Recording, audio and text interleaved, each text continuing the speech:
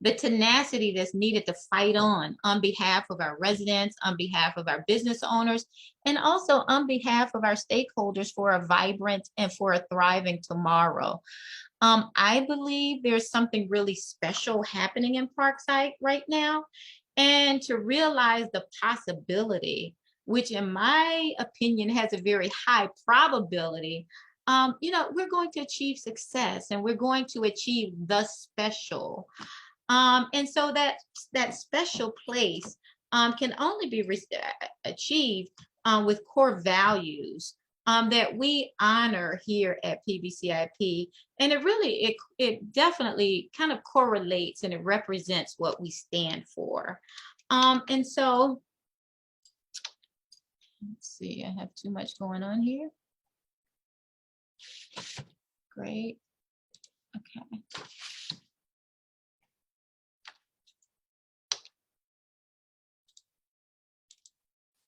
Why is it that I can never get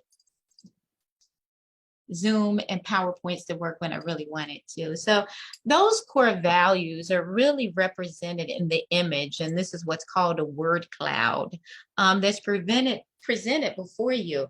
And I think there's a real focus for us on 5 key words, but every word that's represented here plays into who we are as an organization and where we hope to ultimately become as a community. And I think the central to our work as an organization is teamwork. This work that we're doing in terms of community development, it is impossible without each and every one of you that are on Zoom with us and those who are represented throughout the community that are not with us this evening.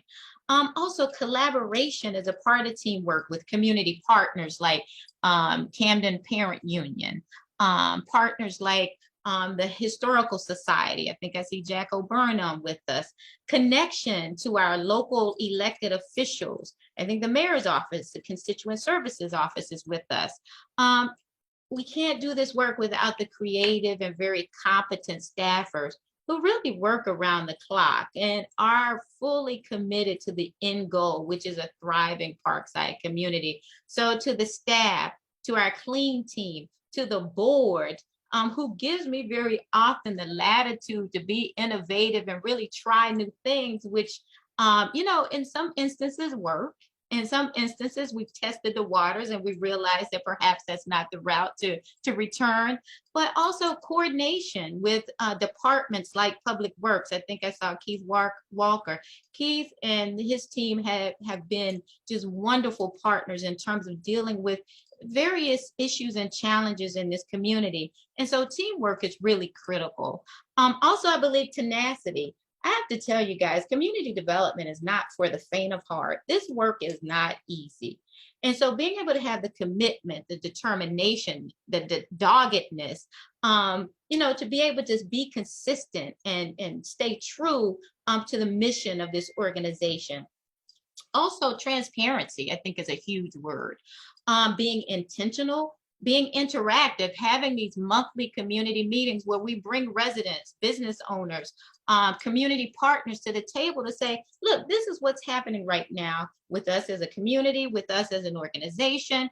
Also allowing community partners and folks from the community to inspire us so that we have a real path for moving forward. And then also, I think it's very important for us to have trust. And trust normally kind of falls in alignment with that word that I like, integrity. So being people of integrity, being thoughtful, being purposeful, and allowing that purposeful path to lead us to that idea of a healthier, or the reality, not an idea, the reality of a healthier, more vibrant Parkside community.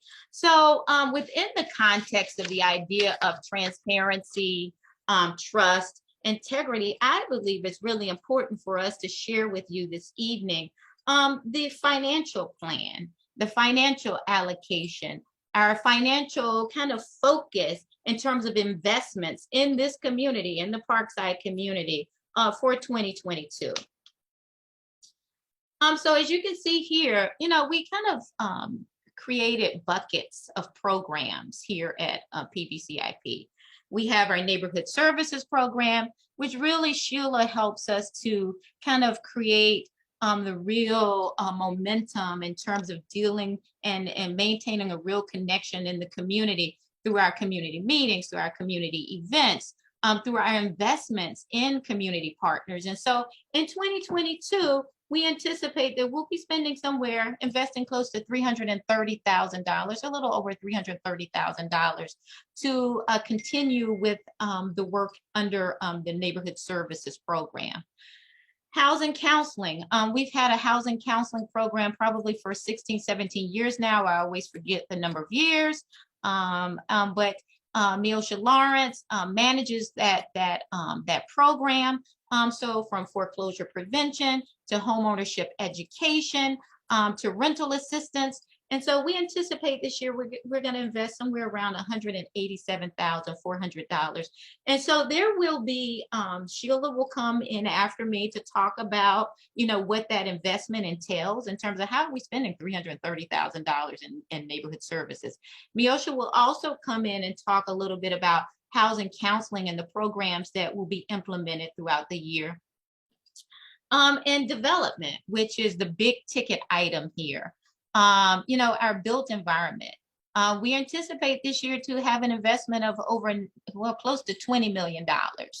And that includes a for-sale housing project, that includes a 32-unit multifamily project, that includes homeowner repair.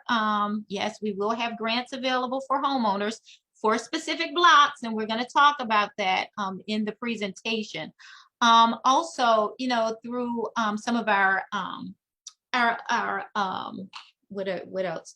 So Asha will actually help to kind of define what the elements are that are embedded within the development bucket. Neighborhood preservation. So we received the designation as a neighborhood preservation district, meaning Parkside. This was a collaboration with the city of Camden. So this goes back again to collaboration, connection, being able to have that relationship there. So we're designated as a neighborhood preservation program, Haddon Avenue District is. And so we will receive an allocation of $125,000 for the next 5 years, beginning in 2022. And so we're going to talk a little bit about what that means and what those dollars will be committed to. Also, Jonathan is with us to talk a little bit about our food access, food equity, our urban agriculture initiatives.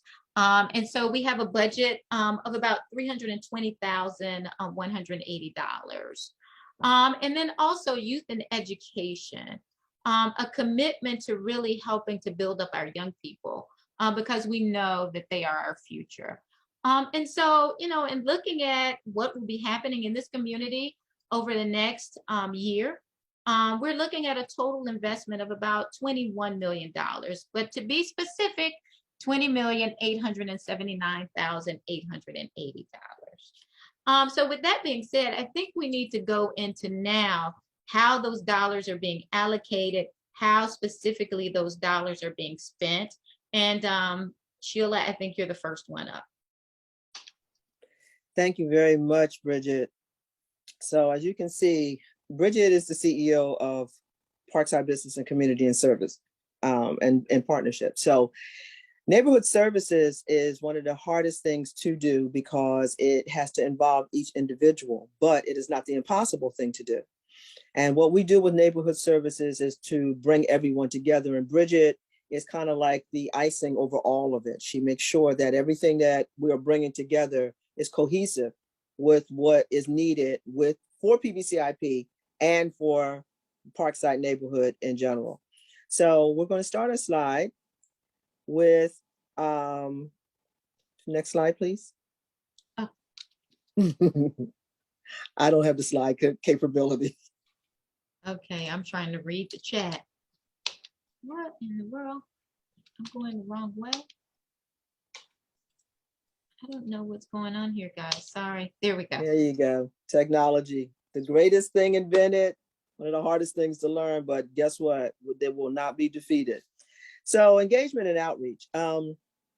Engagement and outreach is, if we have to really look at it overall, it is the combination of what we all do together when we all come together and partner.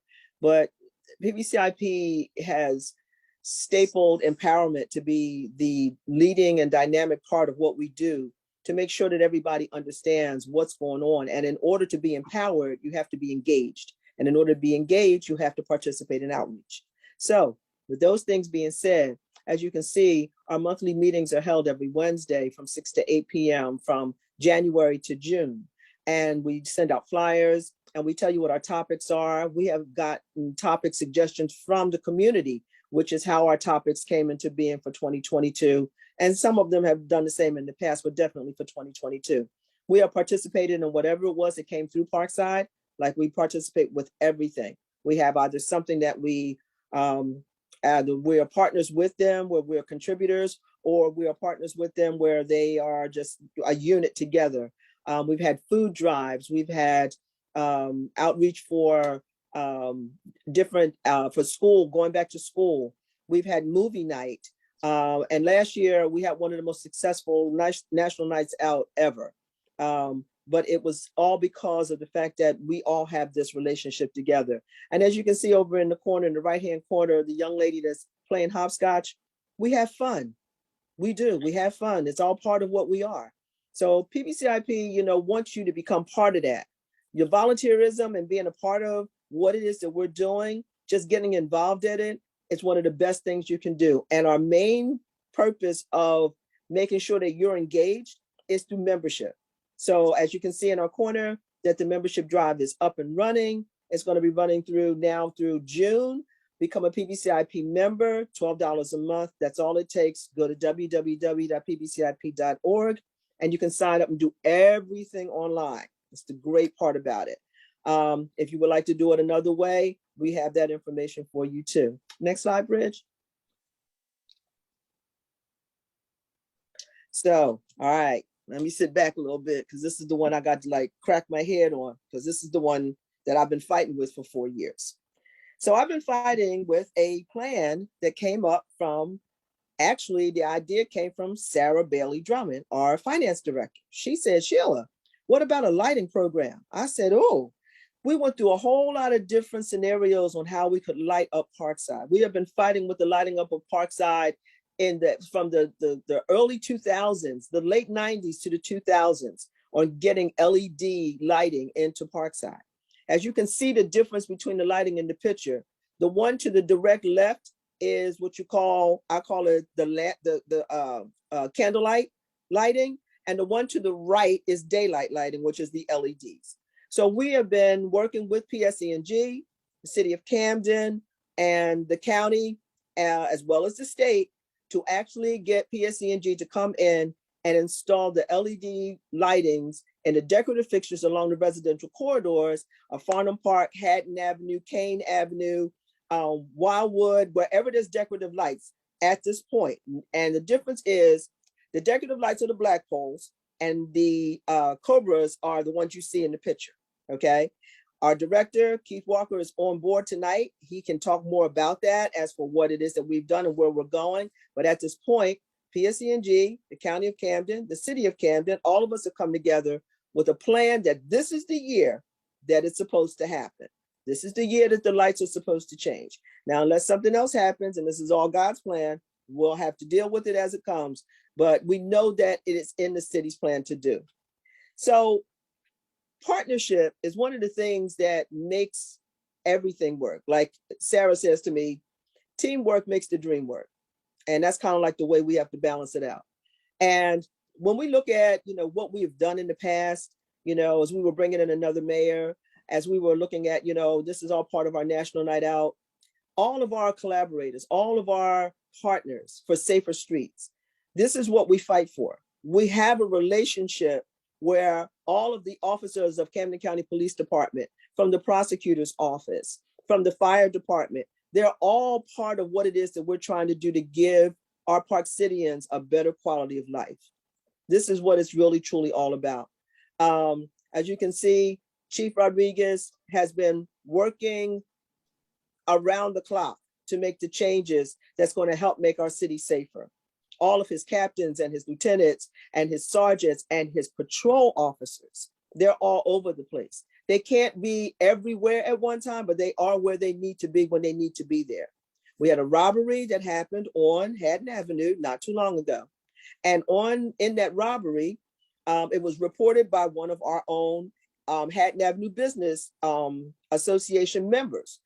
That went to the police department. The police department had the information, came here and got what they needed from whatever, and they ended up apprehending the person. This is how we work together as a community. If we all speak up, we can all get things together. We can all get it together and make it the way we need it to be instead of letting it run us. So we're trying to make sure that this community part stays together in Parkside and spread it out throughout the rest of the city of Camden. Like I said, in the partnership with the Office of the Mayor, the Municipal Council, with the 5th Legislative District and the County Prosecutor's Office and the state of New Jersey. We're all in this together. We haven't forgotten our slogan from 2020. We're all in this together. And as you can see, our new mayor, our new council, our assemblymen, they're out in the public. They want to know who we are. They want to know what we need. They're part of us. These are young men that came from this area. They live here. They don't just come here and leave. They live here. And for the ones that live here, this is what we do.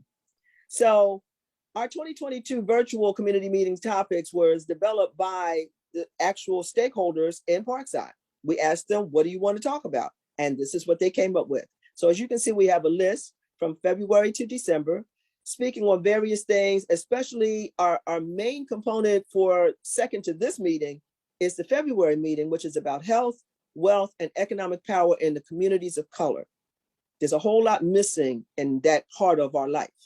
Why we do not have the economic power. When Black people spend somewhere close to $250 billion to $500 billion every single year in beauty products, in cars, and all kinds of tangible items, but they do not spend the money in the economic part of it that is for savings and for building wealth.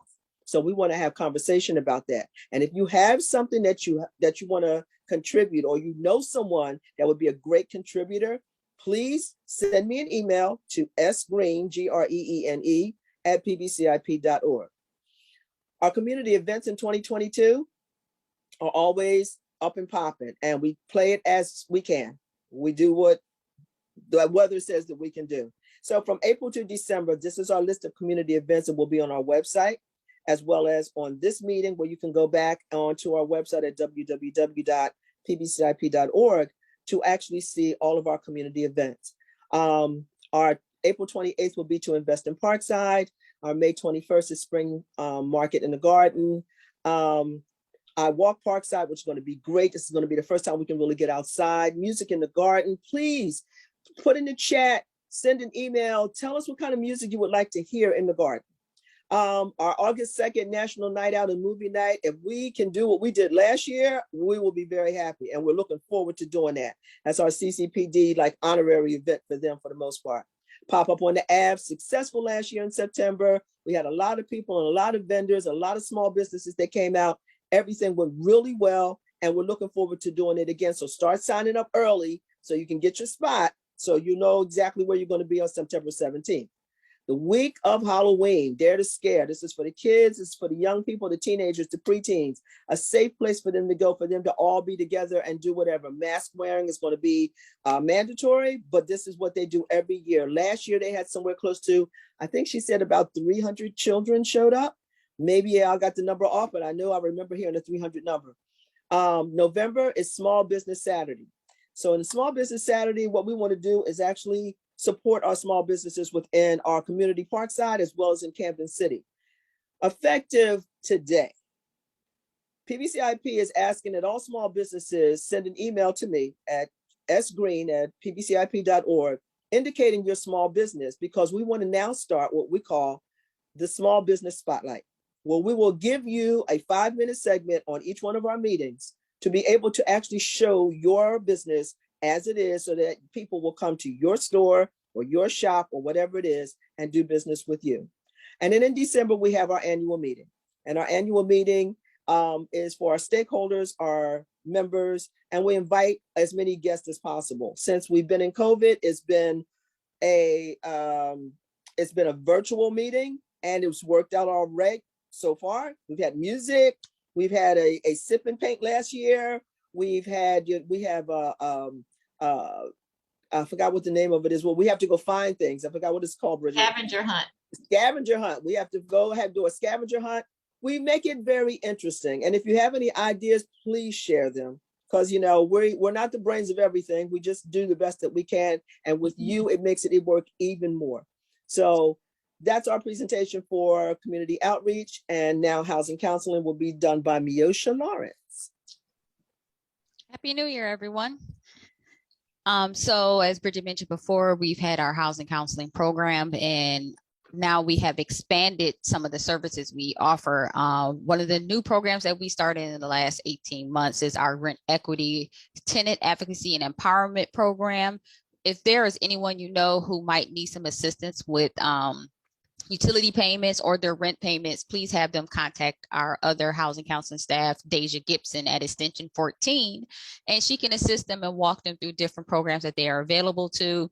We're out in the community once this warms up, as you can see, with our mask on. So we are here to help all the residents of Parkside. So please share the information. Next slide, Bridget. Our pre-purchase homeownership education program is still up and running virtually. We hold the classes via Zoom. We are having another session that begins in May. So if you know of anyone who has, said that they are looking to buy a home sometime in the near future, refer them to us. Our program is 100% free.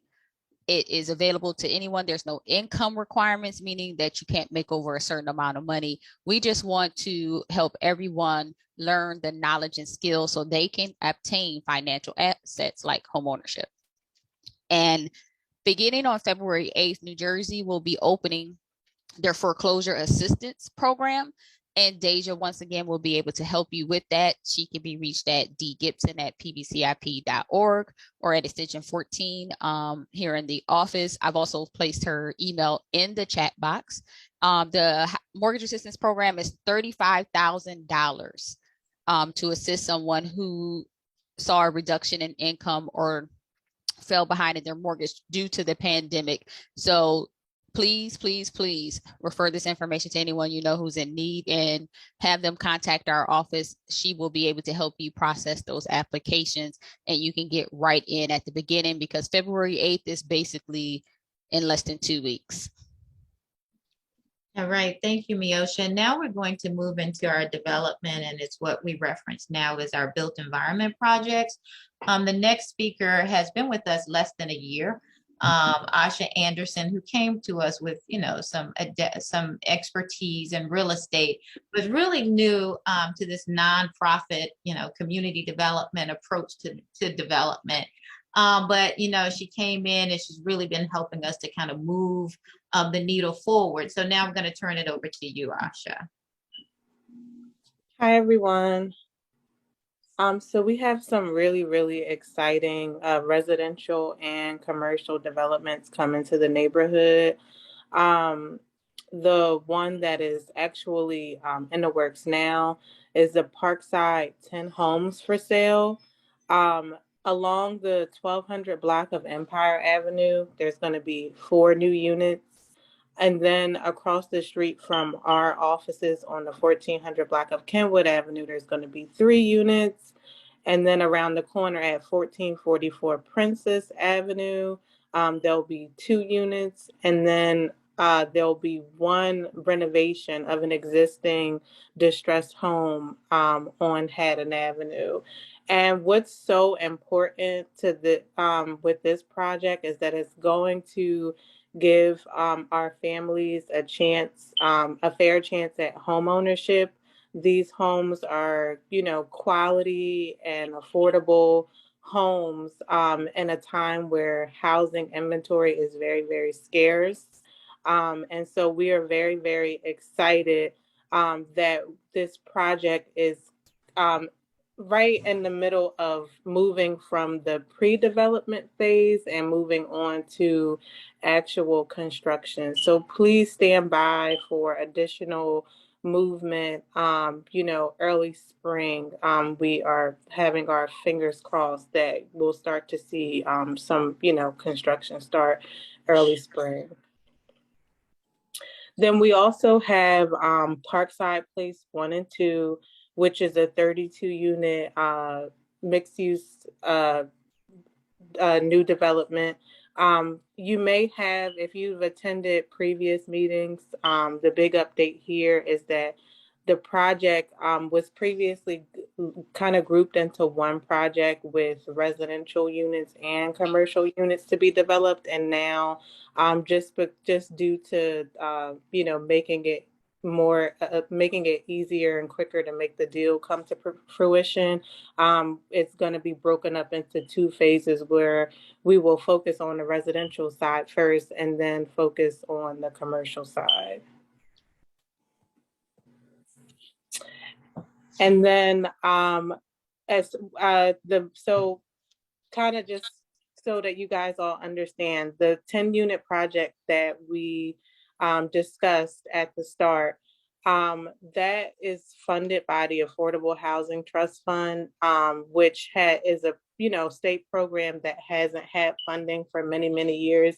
And now that it does have funding, our team is aggressively working to proceed with our next phase of development. So these addresses here are distressed properties that we've identified and that we're pursuing to acquire to get started with the next phase of residential developments right away. Because again, we are aware that, housing is a huge, issue in the community with the inventory.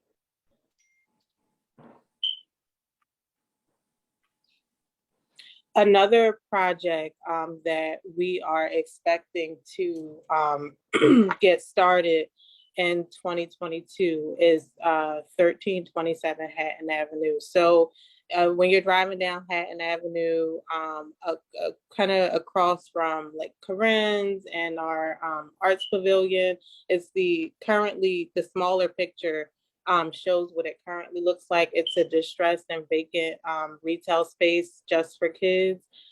So our development team has been working on not only putting the architectural renderings together, but also just really working to pull together the funding to renovate this property. So our phase one for this is going to just really consist of focusing on the outside in. So coming spring and summer, you'll be able to, the goal is to, kind of see what you're looking at in this picture when you're driving down the street. It'll be a vacant retail space for hopefully a local small business. We have an event actually coming up to kind of showcase some of the other retail spaces that'll become available. So please stay tuned for that as well. But this is going to be one of the, first retail redevelopments that you'll be able to actually see. Other development activity, we mentioned that the 1327 Hatton Avenue property is directly across from 1364 Hatton Avenue, which is the Arts Pavilion. If you've attended previous meetings or follow us on social media, you may, have, saw that this was a project that the building was completed and there was some sort of infrastructural issue where there was like a bit of a flood. And so we had to go back to the drawing board and have those things addressed. And it's been quite the journey, but we're so excited that the renovations are complete and we are in the process of leasing out the spaces. So this space is designated to the arts. So far, there's a tenant that will be teaching like fashion design and maybe also, doing some authorizations.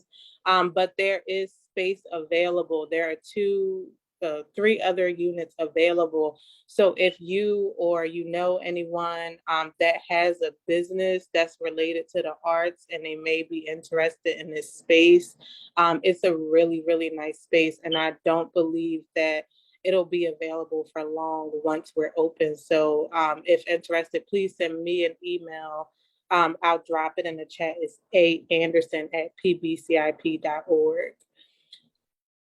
And then we have a few other rehabilitations and lease ups of mixed use properties along the Hatton Avenue Business Corridor, where some of them have like commercial space downstairs and a residential unit upstairs. So some of the others are 1268 Hatton and 1224 Hatton.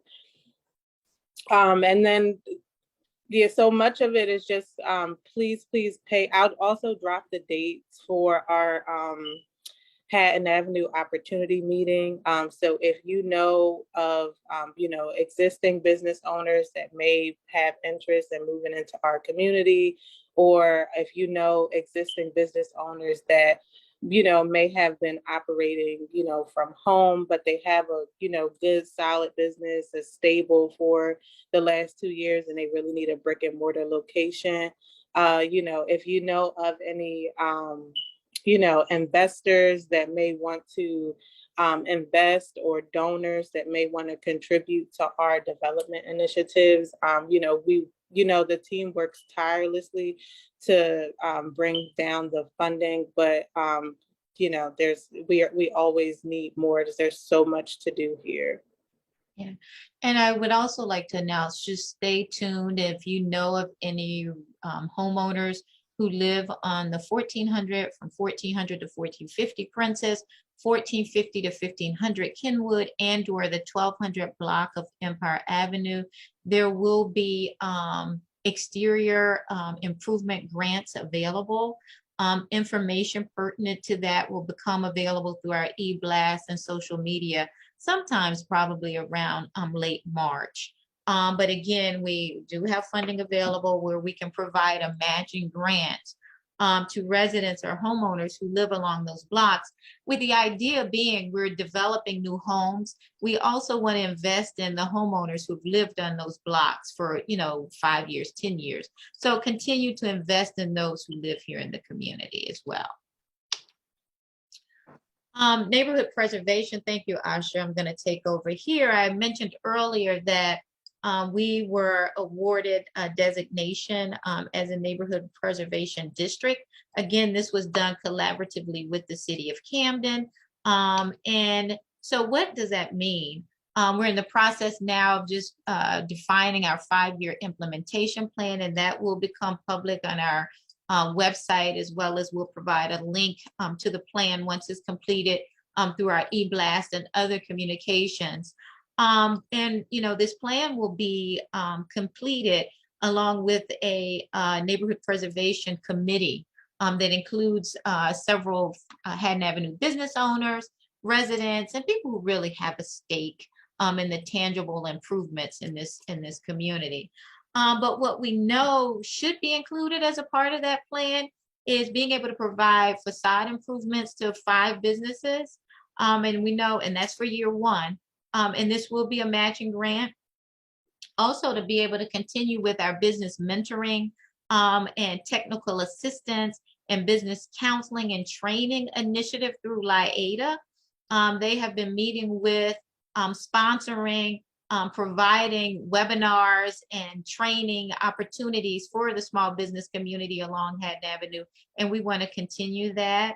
And then also to begin to really implement some cooperative marketing, bringing our businesses together to really create a way in which we can market Hatton Avenue for all. And also, as a part of neighborhood preservation, you may now know that 2 days a week, we have a team. We call them our clean team. There are several of our guys. It's a team of 8, several of our guys and gal. But we have a team of 8 who go throughout this community, and specifically along Hatton Avenue currently 2 days a week. With neighborhood preservation program dollars, we will be increasing their access, their visibility, their work along the Hatton Avenue corridor. And I'm really excited. Yesterday, the clean team manager, who many of you know as Cowboy or John Hardy, he came in, he was so excited because several people driving up Hatton Avenue happened to see them out cleaning and stop to say, you guys are doing a great job. So, I mean, if you see them, if you can give them that type of a support or that thumbs up, it meant so much to them, and it meant a lot to me too as well. So thank you. So now I'm going to turn it over to Jonathan Wetstein, who's been with PBCIP. I never get it right. I'm going to say 11 years, who's really helped to spearhead a very innovative approach to healthy food access here in the community of Parkside and the city at large. So Jonathan. Thank you so much, Bridget. It's great to see everyone. Just to echo what Bridget just mentioned, I mean, this really demonstrates the commitment PBCIP's had on healthy food access for more than a decade. And it's really exciting for us to not only look back at what we've accomplished, but look forward. And so before you is our continuing efforts of Root Camp, which has been something we've been offering for about 6 or 7 years now. We've had a variety of programs, not only about gardening, but also how to make value-added food products, which is preserving, making jams, jellies. Those classes are coming back, as well as our in-person programs. And we're continuing to support residents who want to become master gardeners, which is very technical and more robust training provided by the county. We have some ADA accessible gardens, and more are on the way. So we want to make sure that our gardens are accessible for all. And we're also trying to broaden the exposure of food production to help everyone understand the potential of fruit orchards and fruit producing foods as well. And we're continuing to focus on our resident outreach. Promotion is key.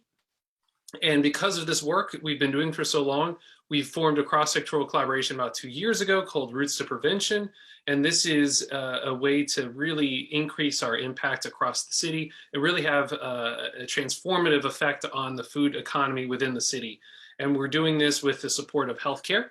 Virtua is already pledging to purchase produce from some of our local growers in the city, which is a historic opportunity.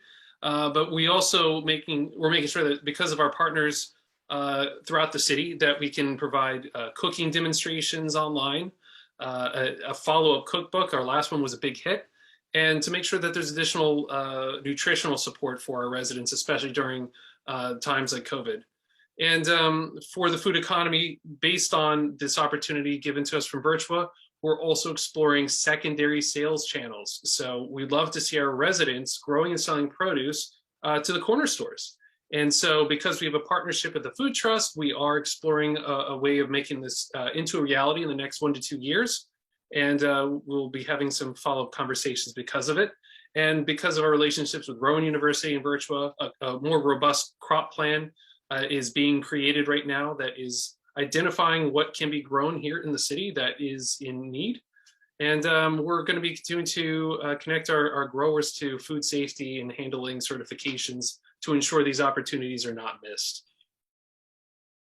And of course, lastly, community garden development is another important component. We need to make sure that we have continued opportunities for land for those to grow the food.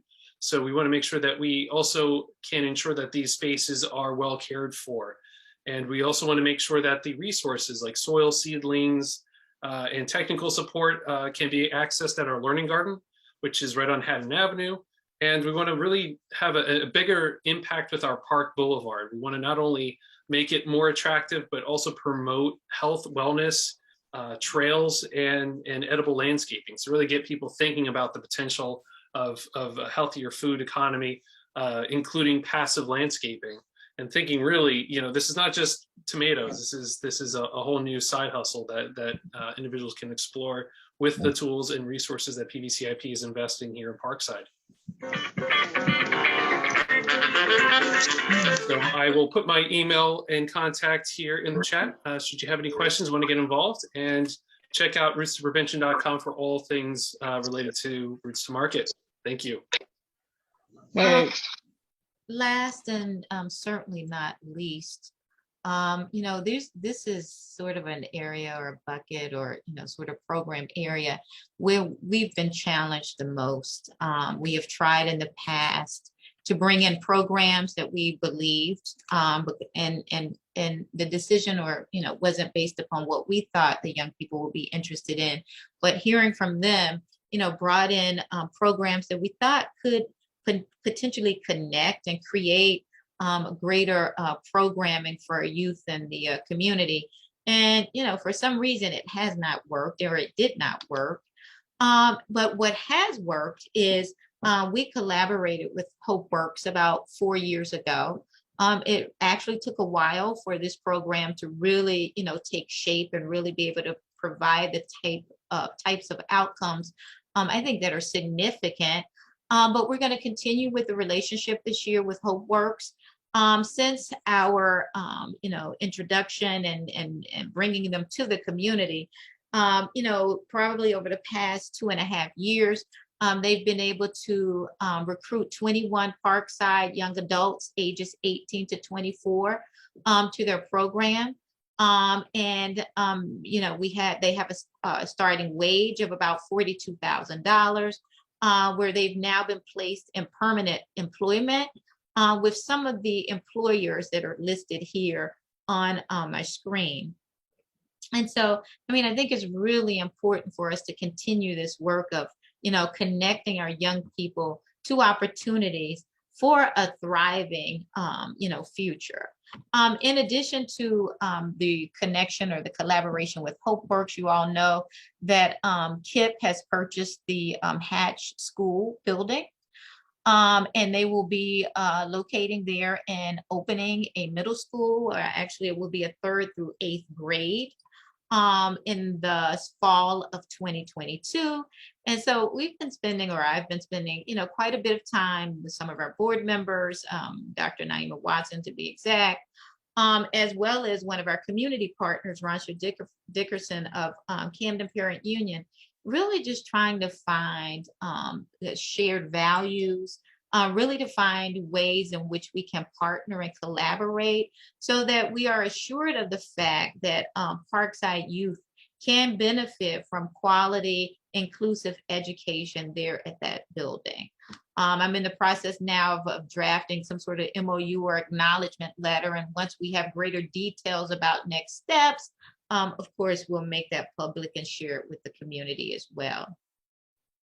And then also have been working with several board members, Tasha Gainey, Yanis Spencer, one of our consultants, staffer, Latina Gaines, and Asha Anderson, who you heard from earlier, just thinking about, how do we bring recreational and other opportunities to our youth?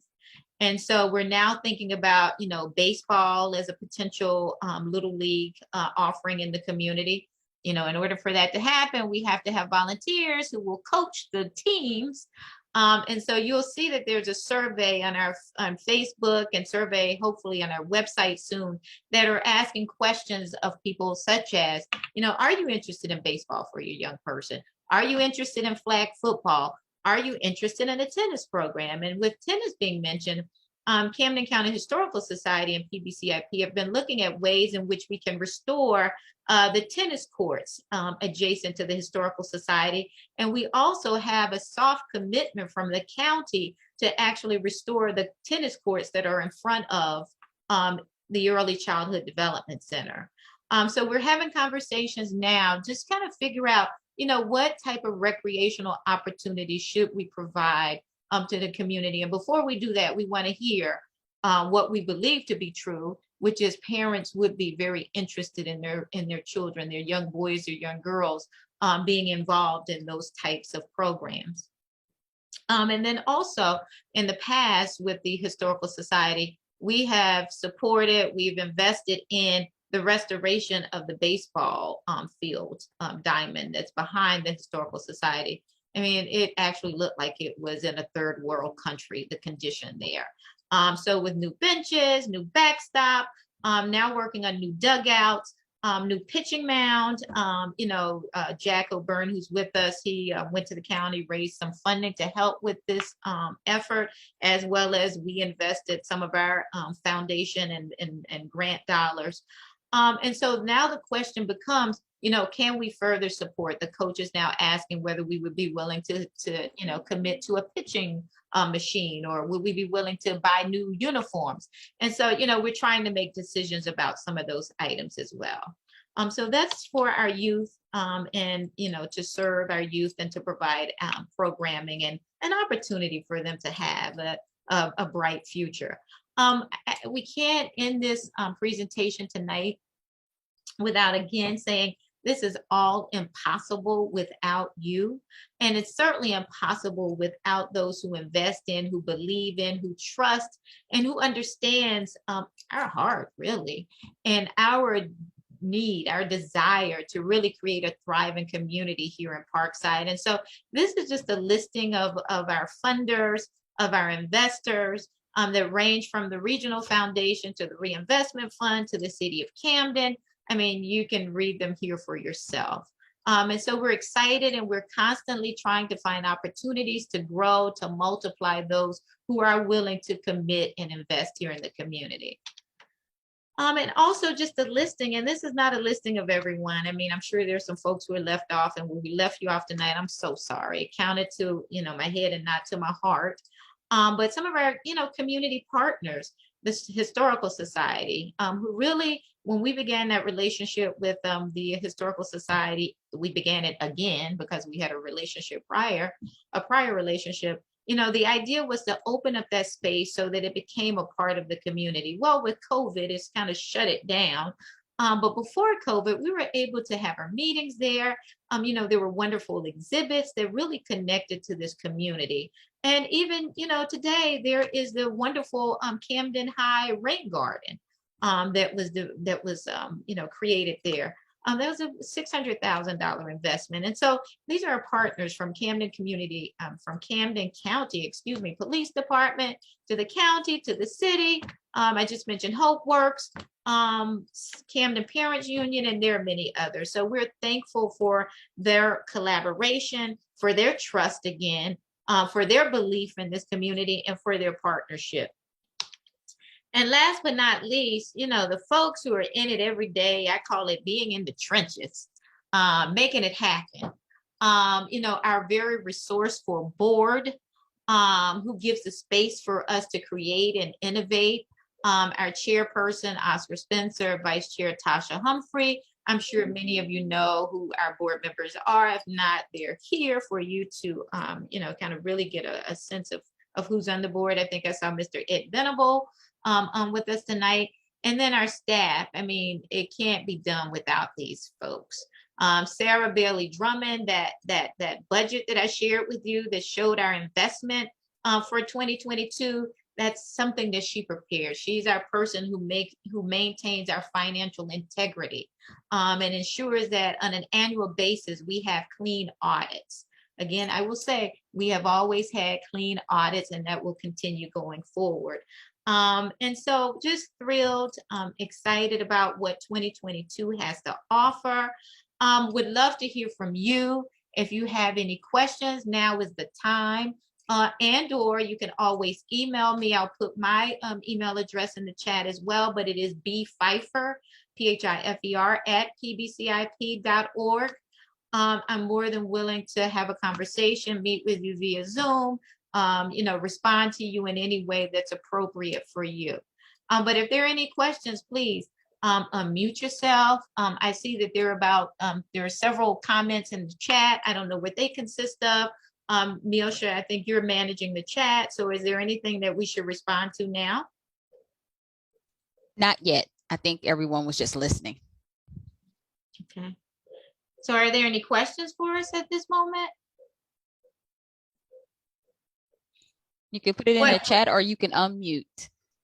What is the income level for the 10-unit housing that are pending? So the income requirement varies per household size. So it has to start at a household of 2 and then it goes up. So it just depends on the household size.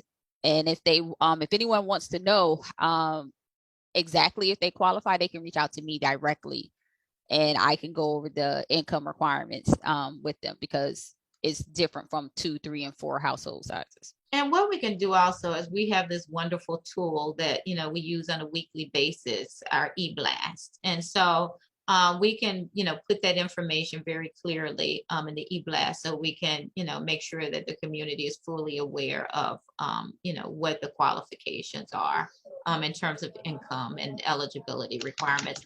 We will not be doing that probably until maybe early March, once we've gotten to closing and we really see light at the end of this tunnel. And I will tell you, we're 90% of the way there. We had a big surprise today, huge surprise, but again, here we are being creative, resourceful, and innovative. We found out, I'm sure most of you are hearing that, construction prices have increased significantly. There is a labor shortage, and supplies are just hard to come by. So our $3.8 million project last year is now a $4.1 million project. And so, just being able to kind of reallocate and just kind of figure it out. So not overly concerned about that. We do have the resources that we can kind of push and move into completely different aspects so that we can fund the project. So, and by the way, we will be applying for some additional funding from our wonderful city of Camden as well. So I thought I would mention that. And a follow up to that, that was my question, Latanya Brooks. And my question is, those 10 units, and I know that's not all that you're probably doing in the future, but are you targeting anything for what I see as the middle income levels that are squeezed now? Because there's no subsidies or anything that can help them, but they're not able to meet the market as it is now, and they're just getting totally squeezed out. So what about the Parkside, who have always been the core support for the middle class in Camden? Yeah, so I mean, that's always been sort of our priority and our focus. But right now, the funding is not available for us to be able to provide that type of housing option. However, we've been told that there is a new program that's being in development by HMFA to provide an opportunity for those families that fall within that 80 to 140% of the median income, for them to be able to qualify. And so, Latanya, let me tell you, as soon as that funding opportunity becomes available, we're going to be, kind of focused on it and accessing those resources. I mean, I clearly understand it. And that really has always been, as I said before, kind of our primary area of focus, but we have to have the subsidy there to support it. Thank you. I have a question. Sure. In regards to these properties, will they be any stipulations where whoever purchases the property has to live in them and not rent them out, where, it could just turn into a complete debacle of it? Or will there be any monitoring of who purchases the house to make sure that they stay in it? Yes, monitoring. No, they cannot flip it. No, they cannot rent it. So Miyosh, I'm going to let you respond to, the deed restriction and all that comes with that. Yes. So because this is an affordable housing through the state, they want to invest in home ownership. So when the person signs the documents to purchase the house, they are getting documents that it clearly explains they cannot rent the property out. There is a certain time limit on that, like it's 15 years. So the idea is that the person cannot turn around and flip it. But as Bridget mentioned, there is no quote unquote monitoring because the state does not come out and do yearly inspections. What they have is like random audits, and because it's the entire state, they have a department that I believe what they do is that they check to see who the utility bills are they still being mailed to the house. But it's a lottery when they do the auditing, but it does have to be homeowner occupied for that 15 years. And I will tell you, we've developed 90 homes, and I would say 88, well, let's say we've had 3 foreclosures. I will tell you 85 of the 90 are occupied by homeowners, those who purchased the properties 20 years ago, 15 years ago, or 10 years ago, and in some instances 5 years ago. They're still in their homes. And the one property that I know where, the homeowner is renting it out, they're renting it to their parents. And so, very upstanding, property still very well maintained. So there are, you know, really stipulations in place that makes it very difficult for them to just, you know, either flip it and or bring someone in to rent the property. And then, you know, the other thing is we need to be the monitors as well. If there's a property that we've, you know, newly constructed, rehabbed, and that we've invested in significantly, and we see that that property, you know, is becoming a problem because the homeowner is no longer there, you know, maybe that's when we should step in and kind of, you know, make a call to say, we believe X, Y, and Z is happening at this property. And so, you know, I think those restrictions are in place because this is the interesting part of this work, and this is what makes it so challenging, and this is why, Latanya, it's difficult for us, you know, to subsidize that middle income market, is because you know, we'll subsidize the units, we'll pay, we'll put in, we'll invest about $300,000 in these new homes, and then we will turn around and sell the home for $130,000. So that's a huge gap, right? That's a significant gap, and those are just, and those numbers are probably close to reality. So, you know, because of the investment that the government and the banks and our foundations are making, you know, it's pretty difficult for folks to just step away, walk away from the property and rent it out to someone else, because they want to make sure that that investment matters and that it honors the community where that investment has occurred. Yeah, and my concern is just like there are so many middle income people who don't qualify for anything, but you know, there's such a, like you said, that gap that you're doing, you're covering that gap, but the gap isn't covered for the middle income. Yeah. So, and many people can't afford to cover it themselves. So as we see the city changing in dynamics and demographic, you know, people want to stay here, and you know, I'm just thinking of what can be done so that those who have been here all their lives don't have to sell and move out, or especially the middle income who want to improve their properties, have a little bit more space, get something new, but yet can't cover the gap, because the gap is big. It is huge. It's huge. Yeah. Any other questions? I know we need to move on with the agenda. No, we have a question. Amina? Yeah, she raised her hand. Go ahead, Amina, just unmute. I was asking, I'm currently I'm working on opening a smoothie juice bar on Haddon Avenue. And I hear about the programs with the vegetables and growing things, and my juice bar is all natural. It's nothing, you know, additives or anything like that. And we have CMOS products and things. But I was wondering, because they were saying that there were some grants in the city for small businesses with assisting small businesses. I just wanted to know, is there something, or how would I qualify if it was something that first of all, is this the forum for that? Yes, ma'am. Yes, it is. it is. Which block of Haddon Avenue are you opening your business? Actually, yeah, I just hung my sign, coming soon. I'm so excited about it. Like, I cry every second of the day. But Congratulations. Thank you so much. And my whole thing was, there's nothing healthy to offer our children. We have all these basketball players and football players and all these things, and the closest thing to something healthy is a Propel water at this point. So, you know, I'm doing all natural fruits and vegetables, smoothies and fruits. What's your address? Fruit juice. It's 1214 Haddon Avenue. Okay. Yeah. Okay. This is a perfect forum. meeting. Yes. Perfect forum. So there are a couple of things that we can commit to. One is, would love to connect you with Laida to kind of help you think through, bring some sort of technical assistance if you need it. Trying to identify some of the resources that you might be able to bring to your business model.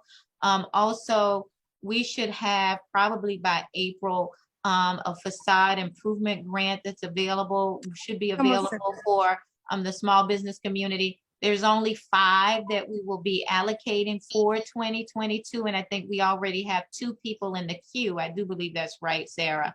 And so, Amina, just reach out to me. Let me make the connection between you and Laida.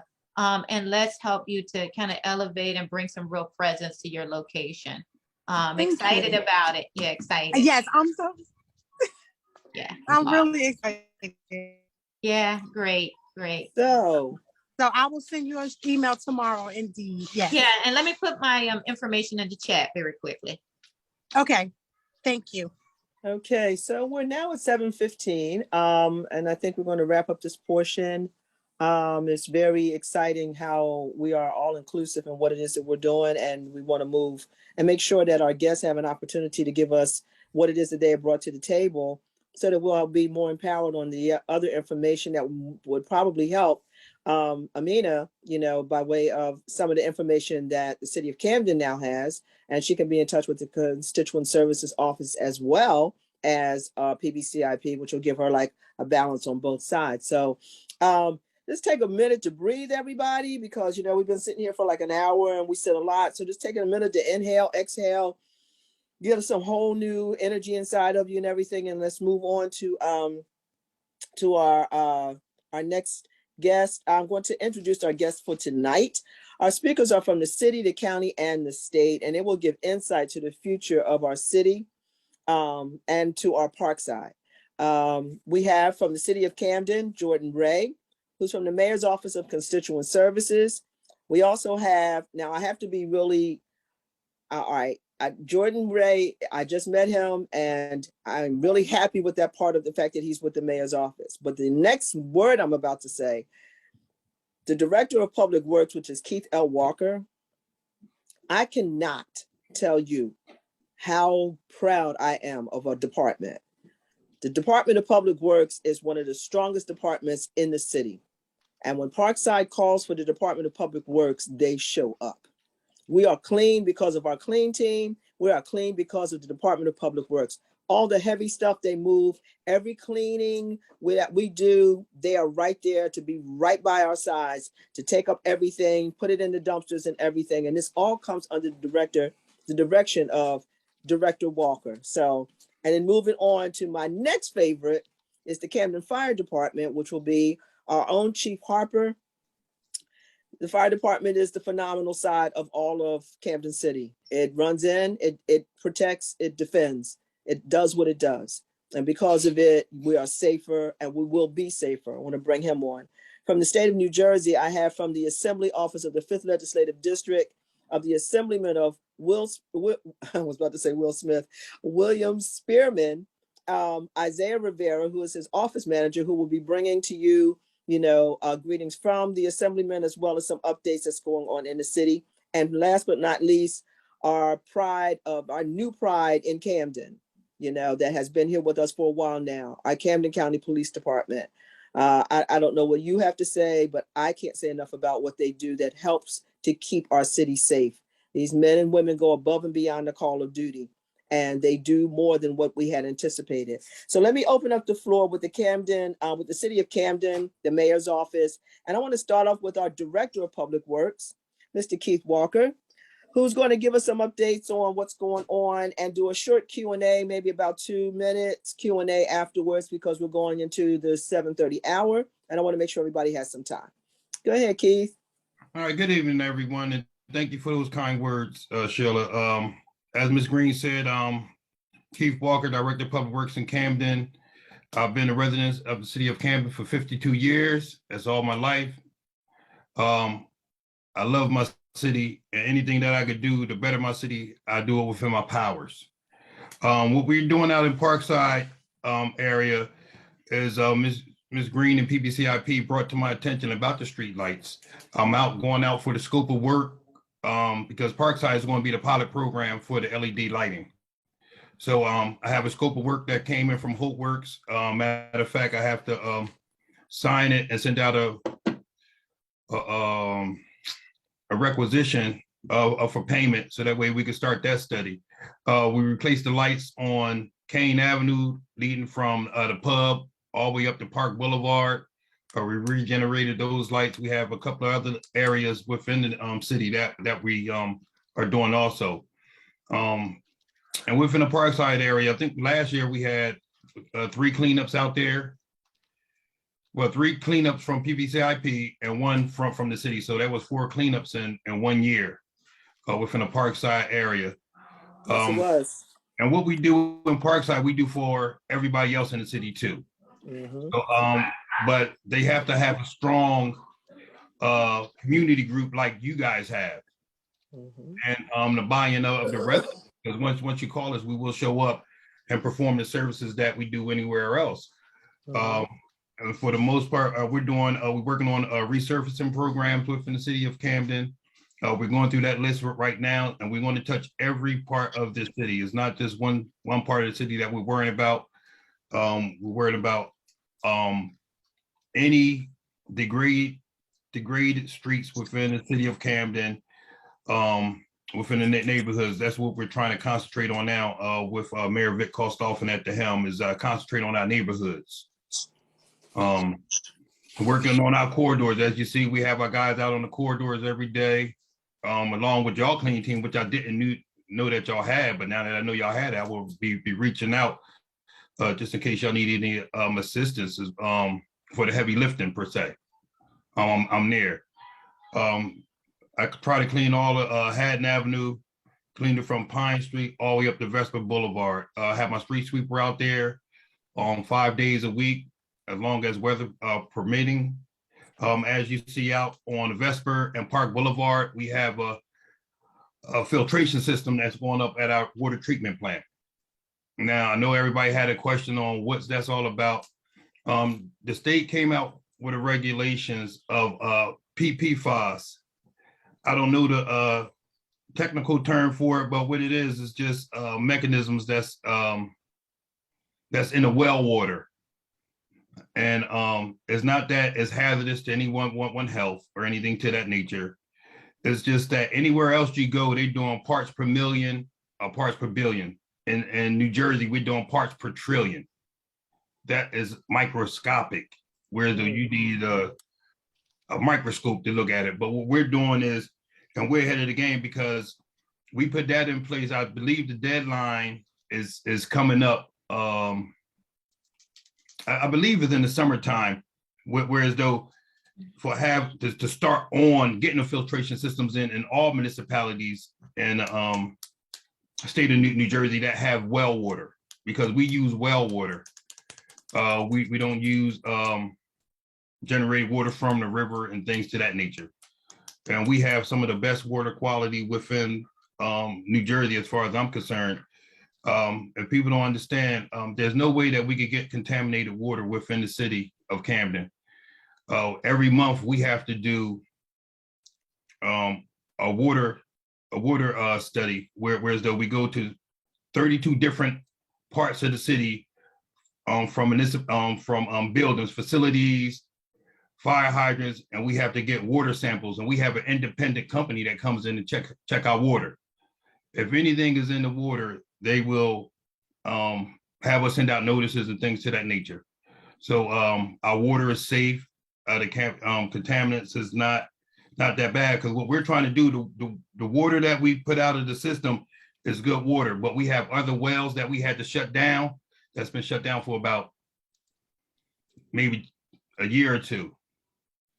And what we're trying to do is, like, we have enough water coming in, we shut those wells down, but once we get those wells back online, we able to pump out more water to the city and possibly have revenue, whereas though we could sell the water to other municipalities if need be, to bring the revenue into the city.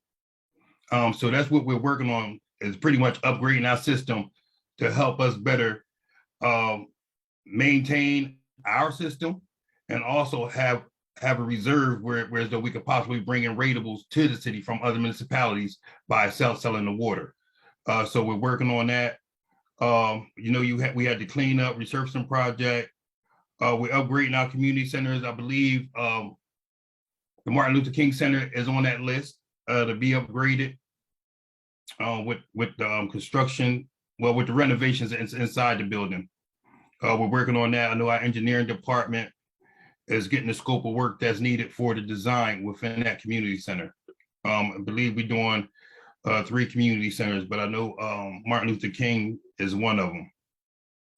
As you see, and I got so many calls within the last two months about PSE&G. We're upgrading our infrastructure, our gas, our water, and our sewer. We're constantly working on that to try to upgrade it, so that way we could get a better flow, better stream, and better service to our residents. Because what we're trying to do, we're planning on for the growth of Camden. In order for you to have growth, you have to upgrade the systems for capacity. And that's what we're doing as of this point in time, is upgrading our system for capacity. And plus we have an aging system. Our system is old, over 100 years old. And some of it's failing and some of it is standing strong. So what we're trying to do is just be proactive and just go through when we identify a bad part of the sewer, we go in and replace it. With American Water, we have $2 million set aside within our budget with American Water to CCTV our lines. That's the operation that we did on Hatton Avenue to straighten out that sewer problem with on Hatton Avenue. The young lady said that businesses said they was getting sewer back up in their properties and things of that nature. So we took every action that we could take to correct it, as putting in a new manhole, changing the curvature of the sewer pipe so it wouldn't be like two heads meeting. Well, where water meet each other, it's called the head. So to make it sweep and flow, so the water can flow much more easier, to cut down on the backup or things to that nature. Which I mean, we just answer to the problems that the residents call for, even if it's not major. If we foresee that of a future problem, we'll straighten it out right there while we in there. We won't wait to say, oh, we come back and just keep the same thing happening and reoccurring. We just straighten it out while we're there, spend the money while we're there. That way we don't have to go back to that. We'll go somewhere else. Just like illegal dumping. We have a legal dumping task force out there. We have cameras from the University of Michigan. They're doing the illegal dumping study within the city of Camden. And that's one of their pilots. They gave us cameras and things of that nature. The city of Camden have its cameras, ironic cameras. I don't know if you've seen, I don't think y'all seen it, but if you go up to what's that? Advanced Auto on Mount Ephraim Avenue, you see that camera system that they have in a parking lot. I have two of those. I have two of those throughout the city on known illegal dump sites. And I get updates like whenever there's any motion within that area. I get updates on my phone so I can see what's going on in that area.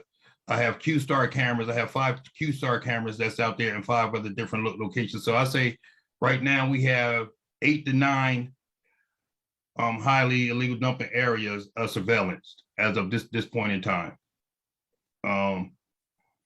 So that's what we have going on for the Department of Public Works within the city and within the Parks. I have a question.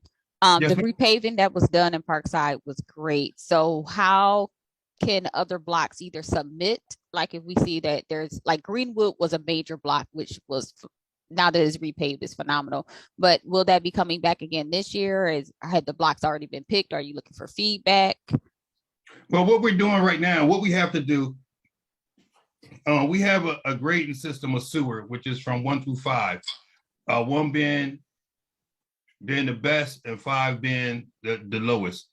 So we have to cross-reference that with the streets that we have, and it's called a PCI checklist, whereas though the grades of the streets. So we have to check the PCI list against the category of sewer list, and we put that list together. And just like I said, we're going to pick streets from every neighborhood within the city. The mayor just don't want to do one area or one ward. We're going to go throughout the wards, and that list will identify the streets that's needed because the study was already done, and then we'll just go from there. Okay. All right. Thank you so much, Director Walker. Yes, ma'am. If there are any other questions, for the sake of time, we're at 7:30 now, so we do have a little bit of time. If you have a question, raise your hand. I see Mr. Maldonado. Mr.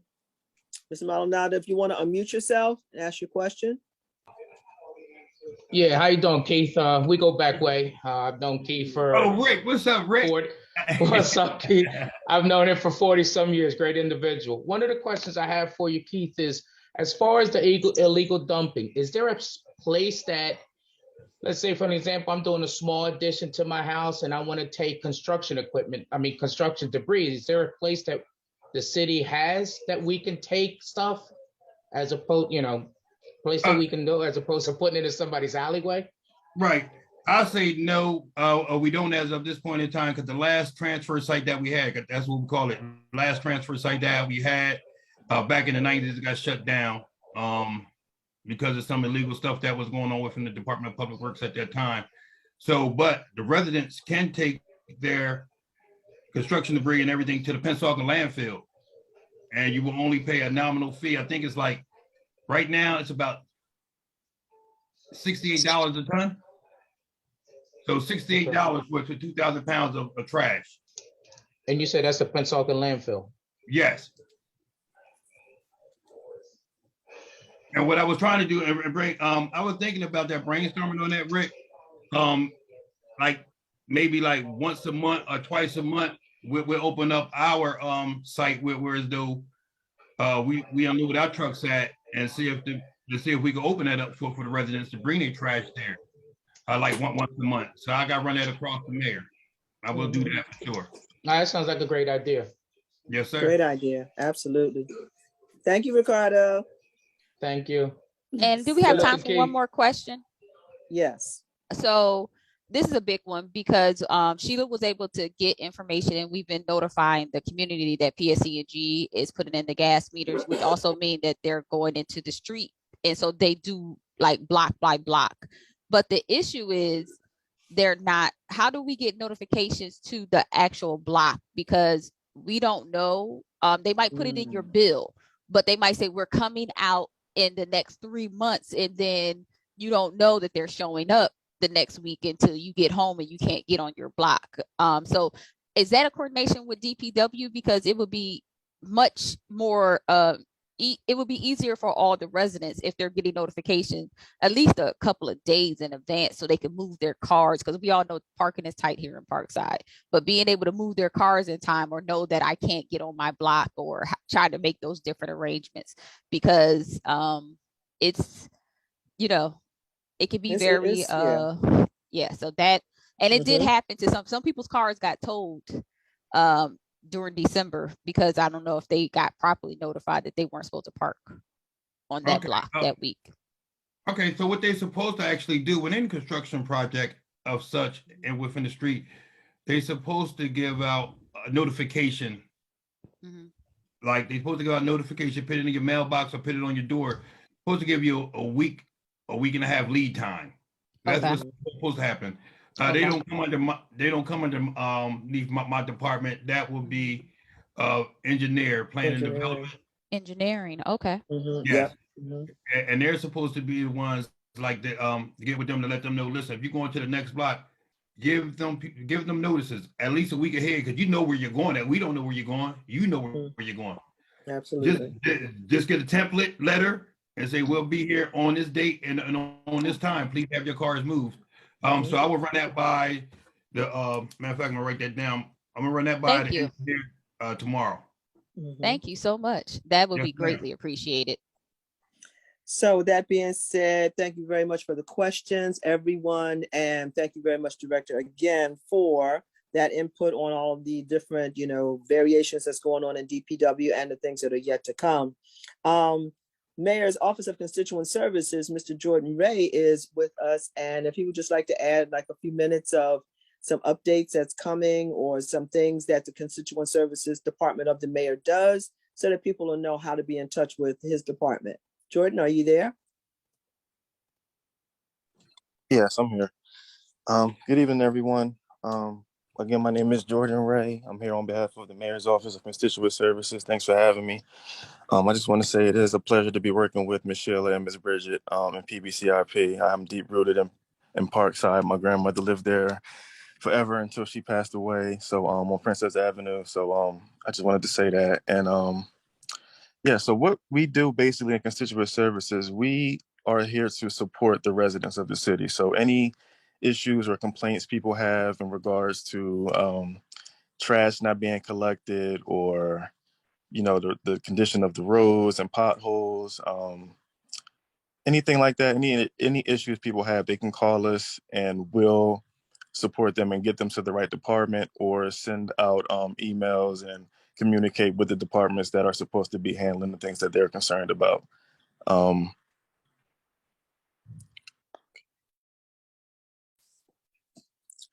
So yes, that's basically what we do. I just wanted to let people know that on our website, on the city site, which is ci.camden.nj.us, there's a lot of information on there, and people can start to utilize the website if they haven't been already. I know a lot of people just want to pick up the phone and call us, which is convenient, but if you have internet access and you're able to do some things at home, you can easily go on the website and just get familiar with it, I would say, because I'm still getting familiar with it myself. There is a lot of information on here. There's a lot of things that you can access now through the website.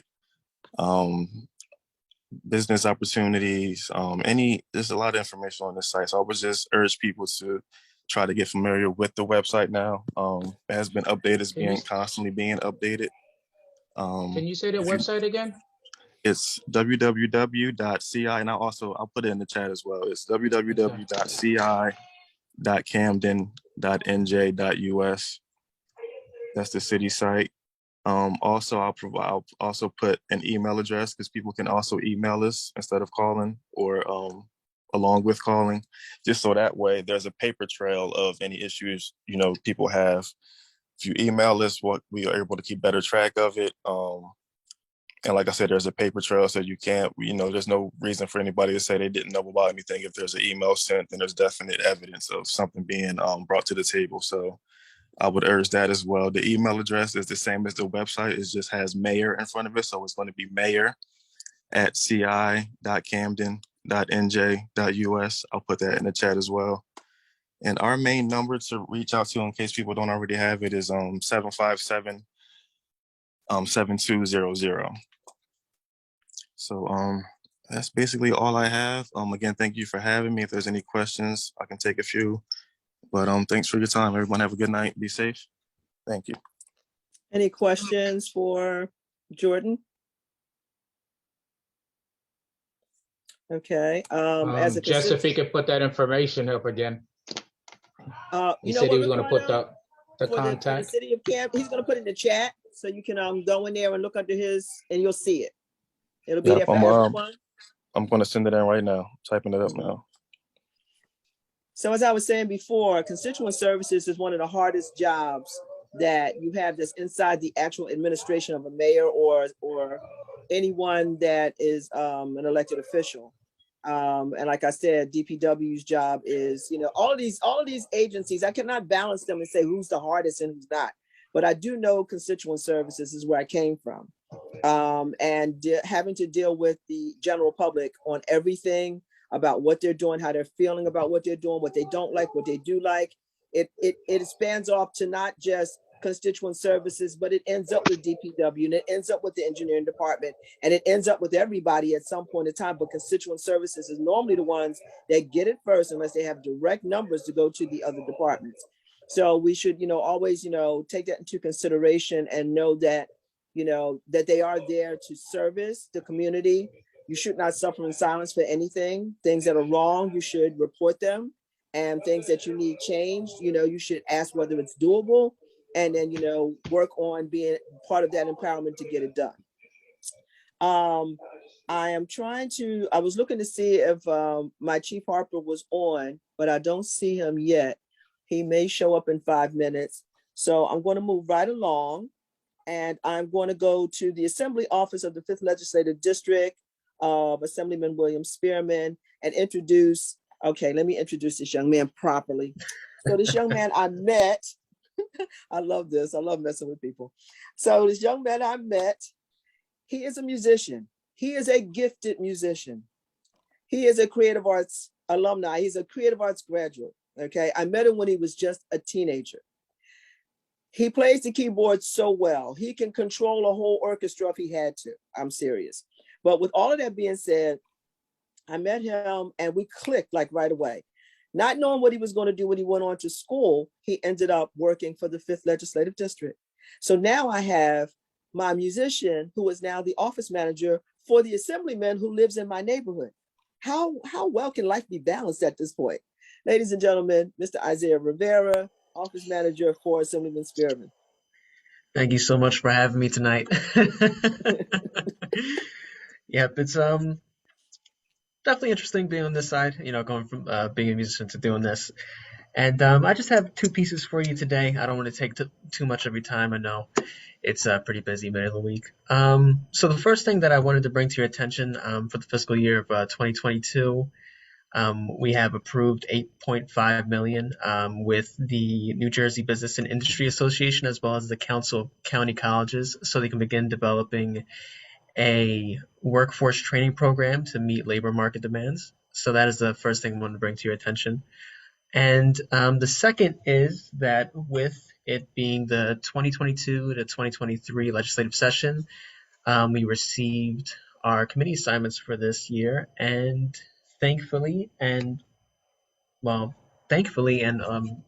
greatly, the William Spearman has been selected as the chair for the Law and Public Safety Commission. So Yay!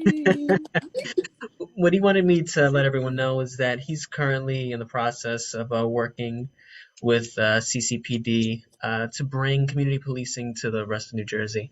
Now, that is what I wanted to relay to you today, but I'm also here to take any comments or questions that you may have. And if I don't have any answers right away, what I will do is I will leave our office phone number as well as an email that way you can reach out to us and we can work on either getting an issue resolved or answering your question at a later date. I have a question. Okay. Yes. Just wondering, the workforce development program that you mentioned, are there any specific dates that you're able to share as far as when it's projected to go into effect, or is it like still in the works? So currently it's still in the works. We had approved for the 8.5 million, but as of right now, we don't have any dates. As soon as we are able to receive anything in more detail, I'll be sure to reach out and provide that information. So let me do this while I'm on top of things. Thank you. Not a problem. So Isaiah's going to put his information in the chat for you to be in touch with Assemblyman Spearman's office. And you'll be speaking directly to him. He'll take care of all of that for you. I advise you to email where constituent services is concerned, no matter which office you're using, whether it's city, county, state, or federal. Email is your best bet. You can write a letter, that works too, but as long as it's in writing, you stand a better chance of, well, not a chance, you will stand better representation because it's in writing. So please, learn how to do an email. If you don't know how, it's not hard. You could Google it, you could YouTube it. It'll teach you how to create an email. And because of the fact that we're in COVID, a lot of everything is going through those channels now. They're going through virtual everything. So you have to either email, text, or, do what we're doing now within a Zoom. And this makes it safe and this is better for everybody. So Isaiah's putting that in there now. I know there's probably going to be other questions for his office, but as Isaiah is just representing the assemblyman tonight, if it's possible that we can actually have those questions like sent in the email, you can send them through me if you need to sgreen@pbcip.org, and I will forward it over to his office. Same thing for any questions that you may have for the office of the mayor. If you are not, understanding how to use the constituent services website, you can send them to me. Or go to the phone, 856-964-0440. My extension is 13. You can leave me a voicemail. It comes out in words and I can see what you said. So we can do that. So, any other questions? Yeah, Sheila, we did have Latanya Brooks. She had her hand up for a while. Yeah. So Okay, I can't see the hand up. Yeah, it went down. So Latanya, you still want to ask your question? Yes. My question goes back to the same topic, Isaiah, and you can speak to Assemblyman Spearman, and I'll speak to him when I see him too. is my concern about the middle income residents of the city who need support and assistance with housing. The current market rate is rising. I monitor sales in Camden and the close vicinity almost daily. So the prices are going up again. So what are we doing so that our neighbors and relatives don't get closed out of the market here in Camden? What is the county doing, and what is the state doing to help help our neighbors and your constituents? Right. So it is still relatively early into the new legislative session, so I don't have too much information offhand to give to you.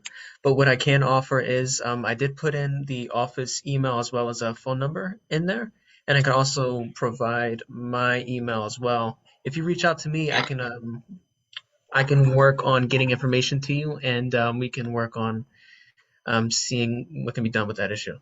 Okay.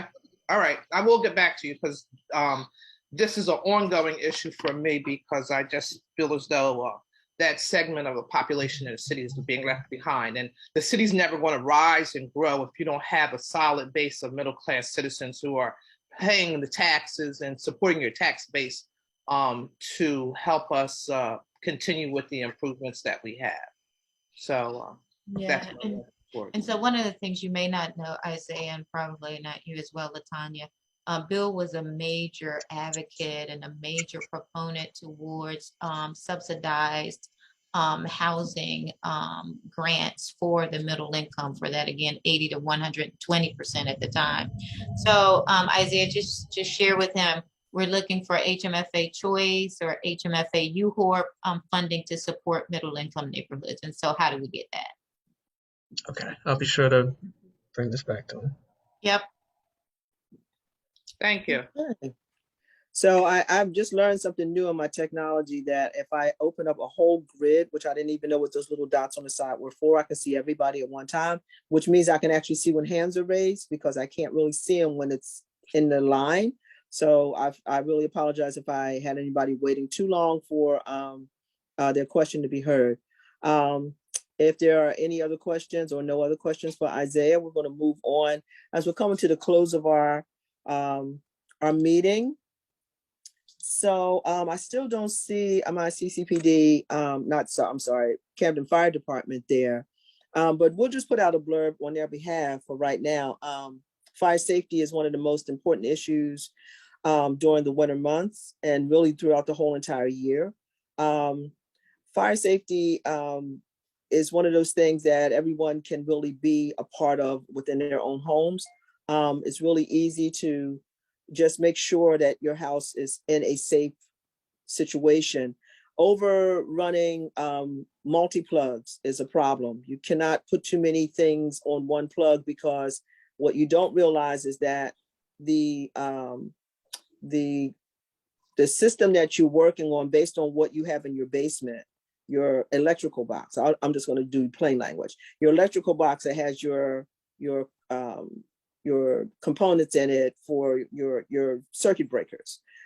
Your circuit breakers run anywhere from 10 up to, I would say, 40, 50, or 60. Now, I'm not an electrician, but if the circuit breaker can't hold the power of what it is that you're running, it'll automatically click off. But sometimes they don't work that way. And because they don't work that way, sometimes the energy will go back through the wire, and the wire will become hot. And if the wire becomes too hot, then the wire will catch fire. So these are fires that can start inside of walls, and you have to be really careful with that. So when it comes down to, overdoing it with your electrical plugs and any kind of your appliances and anything like that, don't overpower anything. Just make sure it's enough there to do what it has to do. Where oil heat is concerned, make sure that, you do air your house out periodically, because oil heat does have a burn off.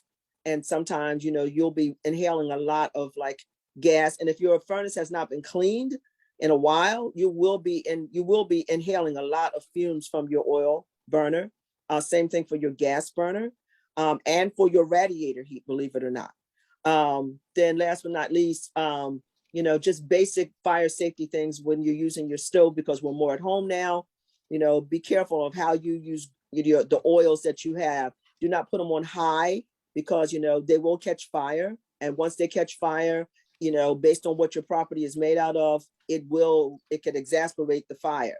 You know, as soon as the fire is there, baking soda is your best friend right now, but you should have a fire extinguisher in your kitchen somewhere close to your stove all the time. We want to, you know, acknowledge the fact that, you know, people in New York and Pennsylvania lost lots of lives due to fires that were probably unnecessary, but they do happen. So Parkside, Camden, please be mindful of the fact that life is precious and you can do things to prevent fire. You can. So that's my fire promotion for right now. I'm gonna do a short PSA and going straight to CCPD. This is gonna be fast, so stay with me. I'm calling all small businessmen, all businesses, entrepreneurs. PBCIP will be spotlighting your business on our community meetings with our launch in February, on February 23rd, 2022. I need you to send the info to my address that's in the chat, to sgreen@pbcip.org.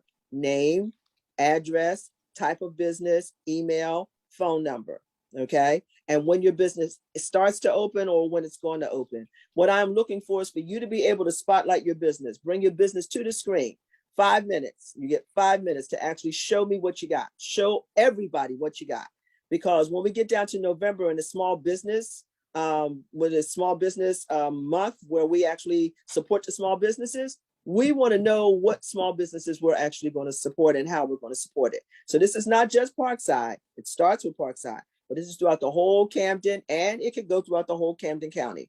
So if you have businesses, please send your information to sgreen@pbcip.org, green with an E, and I will put your information together and let you spotlight. It's only going to be 3 to 5 of them per month, starting in February. Second, soldiers, gladiators, stakeholders, join PBCIP on Thursday, February 10th, as we go before the City Planning Board at 5 p.m.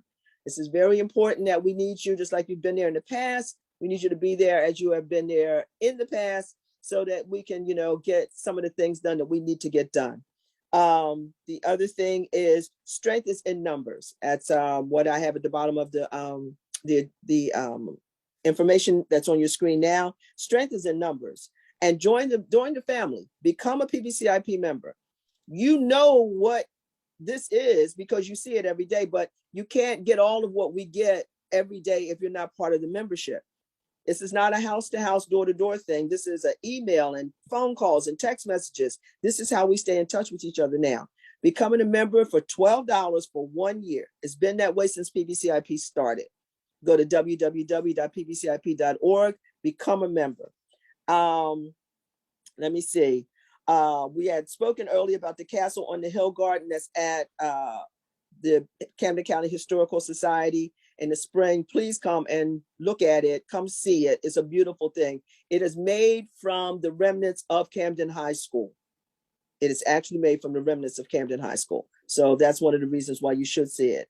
And last but not least, I just want to just put this out there. If you're not watching the weather, please watch the weather. Storm warning, they said blizzard. I haven't heard blizzard since 1990 something, but they said blizzard. So let's be on guard, get what you got to get, do what you got to do, and be ready, because you never know. So at this point, we would like to, I think Kevin is on, Kevin Wilkes, Sergeant Kevin Wilkes, that is, from Camden County Police Department, that will just take us out by letting us, you know, have a little bit of information on what's going on. We've had some issues in the city and in Parkside. We cannot address all of those things right now because there's still ongoing, you know, cases.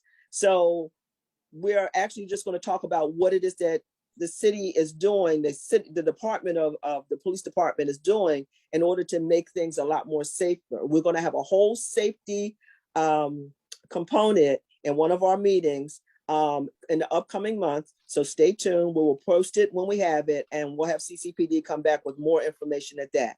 Kevin, are you available? I am. Hi, sweetie. How are you? I'm okay. How you doing? I'm good. I'm good. How's So we everybody? got about 5 minutes. If you want to just like, throw some things out there on CCPD and we can go on from there. Okay. We have, under the leadership of Chief Rodriguez, we've started a new thing now that we're going to be starting in February. Where it's going to be, sorry about that, that's my dog. We're going to be starting new shifts for the officers so we can put more people in the areas. There we go. And we already, as we talked about before in our previous meetings, we have a lot of people in Parkside. I know we had that robbery on Haddon Avenue that you touched on, which we obviously got the information or made the arrest. There was another shoplifting. It wasn't really a robbery at the Family Dollar on Haddon Avenue. And, of course, you have us with the outreach unit. And I know Officer Baker's on, and Sergeant Webb is on. And myself, Captain Coley, couldn't attend the meeting. She apologizes. Who we addressed a lot of the community concerns, so towing the cars, anything really much that goes on in the community that we can address, we do. I mean, you send us emails, we give out our phone numbers. Everybody pretty much should know that by now. That's on this phone. That's on this Zoom meeting. I've looked to see what's on. Let's see what else we're doing. I know we're doing a peace walk with you. I don't know when's that coming up. And a PBCIP. We're doing, what else are we doing? Oh, we have a video game truck for the kids that we're going to be able to put like in Farnham Park when it gets a little warm and this COVID lets up a little bit, that we're working on now. So we can have the kids come out and play, keep them busy. And let's see, what else do we have? Obviously, we have, you see the people, the officers walking up down Haddon Avenue. So we have a whole, in Malleyford Avenue, we have details of officers walking, and they stay in the business corridors. And they also hit a couple of the blocks as well. If we have areas that need extra attention, we have the officers out there on foot. And as far as this state of Parkside, as far as crime goes, we're doing pretty good.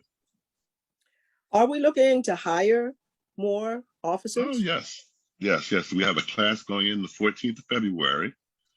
And they're working on finishing that up so they can go into the academy. And I believe they're having another one in June or July. Okay.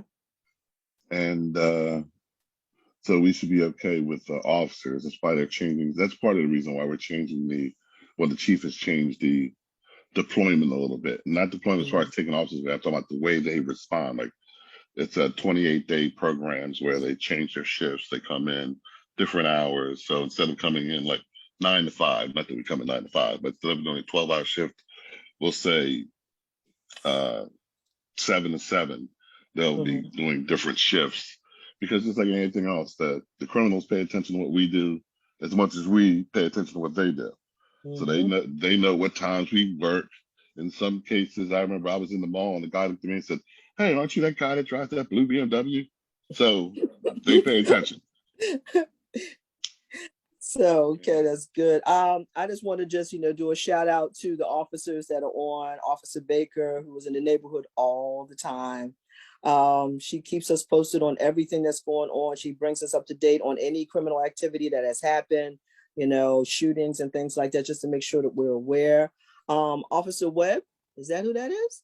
Sergeant Webb. Yes, ma'am. Hey, Sergeant Webb. how Hey, you doing? I'm good. How you doing? And we're glad that, we have, him as well on board with us. Our community outreach team for CCPD is, second to none. They address the situations as they are, and they're down to earth. They understand, and they're community people. So they get what we're doing. They get what we're doing, and they understand it. And our brass is our, from our sergeants up and everything, they're very responsive to everything that's needed, by Parkside as well as the rest of the city. So we have to uphold them as we always have in the past. I will say this all the time. We support those that support us. So since they support us, we support them.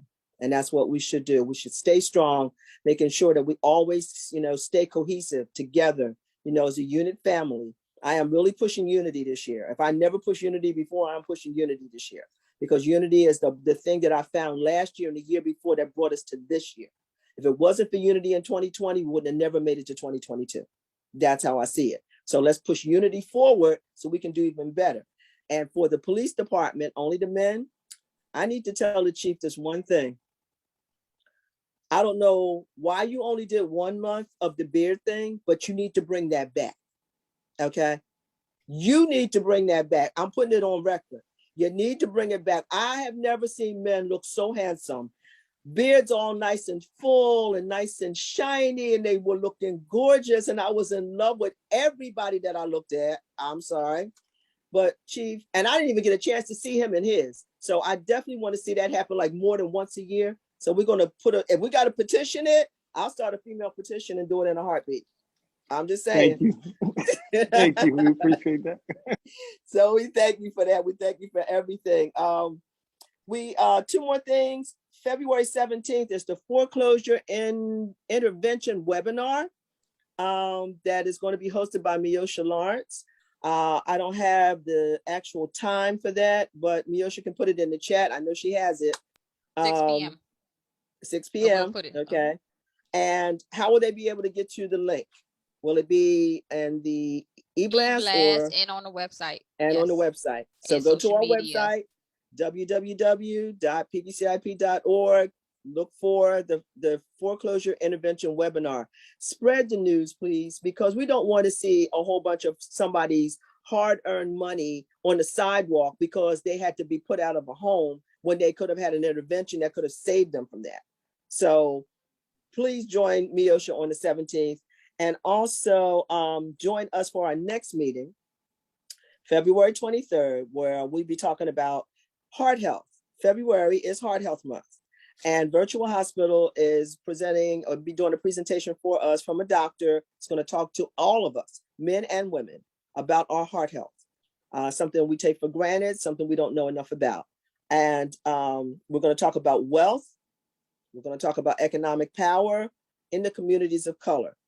If you know anyone that is in the economic industry, banking or whatever, please send me an email with their name and some kind of contact email or phone to contact them so I can bring them on as a presenter so that we can have, someone that can give us a whole rounded idea of how this can be done. A lot of people do not understand budgeting. A lot of people do not understand what it takes to take care of a home. A lot of people don't understand a lot of things. And they've been taught a certain way, and sometimes it's not right. So we could just come together and start teaching this. This is what Miosha does in her home ownership classes. And, this is one of the things that has been going on with PBCIP for a long time, actually trying to raise the economic awareness by empowering you with the information and the tools that you need in order for you to have a better balanced financial life. When your life is financially sound, the rest of life goes pretty smoothly. But when it's not financially sound, all kinds of things happen. So we want to make sure that you know that. So that's February 23rd. So we are now at 7:59, and I would love to thank all of our guests. The City of Camden, Jordan Ray from the Mayor's Office of Constituent Services, our own Director of Department of Public Works, Mr. Keith L. Walker. We wish Chief Harper the best. I don't know, but I will talk to him during the week.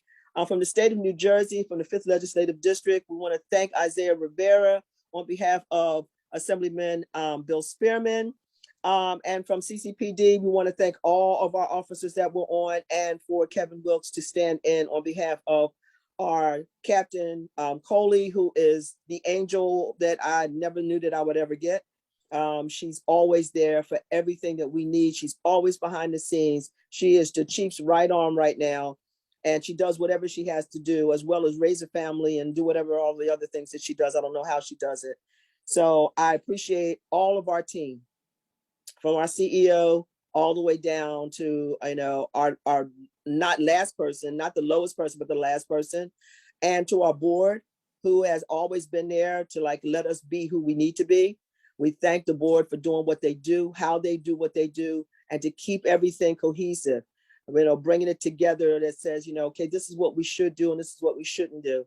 I want to thank, Sarah, for always making sure that dollars are the dollars have integrity. That's how it is. Every dollar has integrity. Sarah, make sure of that. So we don't have to ever worry about somebody saying we did something wrong and it was because of a dollar. I want to thank all of our new guests that have showed up. And thank you for coming on board. Michelle, Candace, Latanya. I want to thank everyone that was here. We had a pretty decent room tonight, and I really look forward to everything that we got looking, going forward. Amina, I am looking forward to your juice bar, girl. I'm ready. I'm ready to go get juice. You need to talk to Jonathan so that we can start some kind of garden behind you, and you can grow your own stuff, and we can we can juice this stuff up. We need some kale and some cabbage and we need some stuff. So I'm looking forward to that. We're gonna put you in there, and I need you to do a spotlight for me, talk about your business, okay? So we can know what you're doing. So again, I thank everyone for being on board tonight. I thank you for everything that you've done. Our health is one of the most important issues that we are running really we're running really hard on this one right now. Listen to everything that's going on around you, but maintain your own safety. Wear your mask wherever you go. I don't care who you're around. I don't care what you think. Nobody knows. So wear your mask. And distance should be 6 feet. It should be like 6 feet. I'm looking at 10. So just stay as far away from people as you can. They can hear you. They don't have to be right up in your face. So just maintain your safety thing, maintain your health, stay healthy, stay blessed. Come back to us in February. Reach out to us when you need us. All of us. We're here for service. That's what we do. All right. So thank you so much. Thank you all. Have a great night. God bless you. Good night, everyone. Good night. Thank Good you for night. coming. Good Great night. Good meeting. Great night. See you meeting. next All month. right. Great meeting. Good night, everyone. Good night. Careful.